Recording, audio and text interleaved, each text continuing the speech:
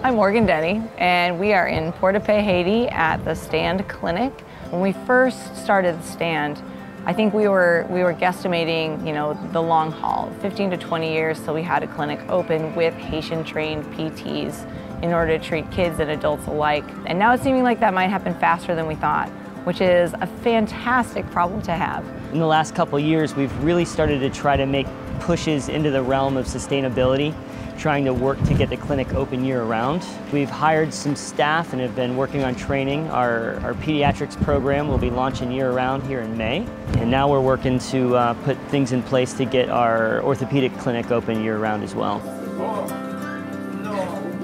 I think the other thing that's grown and changed is just our presence in the community has gotten bigger and bigger.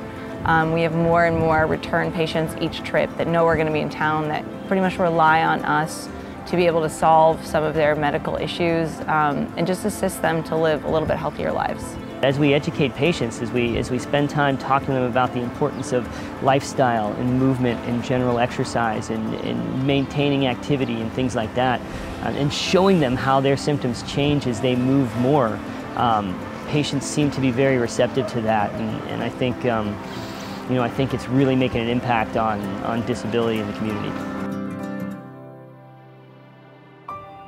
One of the newest and most exciting relationships we have, I think, is on the very south of the island. There's a PT school that started a few years ago, and we've kind of integrated with that school to create a clinical rotation opportunities for their students. We have 10 of them here now, and then the goal is to hire one of them out of the first graduating class, but as we grow, to use the physical therapists that they train to staff this clinic and move us closer and closer to that full-time, sustainable program.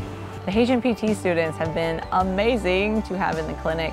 They are by far better than I had expected. They have been so fun to work with. They're so eager for knowledge and ready to get their hands in there and wanting to be the first group of real Haitian PTs in their country. Like, they know they're leading the way, and their attitudes and their energy show it. The students get a 1-hour lecture once a day, and then the rest of the day they cycle through all the different departments. They each work with each of the therapists, so they get a feel for all the different skill sets and thought processes. Right from the go, you start asking these kids questions, and you start seeing their hand skills, and you start seeing their clinical reasoning, their process, and they are doing really, really well for where they're at. I'm really excited about the potential to hire some of these kids to actually run this clinic.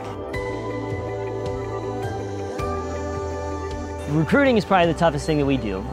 We're out here 3 times a year for 2 weeks. Teams are growing. We've got like 30 volunteers for each week, each trip. So our pool of volunteers always needs to grow. So we're looking for physical therapists, occupational therapists, prosthetists, orthotists, nurse practitioner, physician's assistants, and physicians, those kind of professionals. I think it's really important to have a varied experience level and a varied skill set in a room, because the more diverse that we can build the team, the more people that come through the door, somebody in the building's got an answer for. Now that we've identified the talent, the staff, and have trained individuals, now our biggest barrier to having this clinic 24/7 is finding a sustainable income to pay the salaries of the locals to treat the locals. With more funding, we could have better pediatric equipment. We could potentially hire more pediatric employees. That would allow us to see more children or see them in a more individual level as one-on-one cases versus doing more group settings so that we can address more kids. In my very first trip out here, I think we saw like 65 patients. And at the end of that trip, we were like, man, we saw so many people.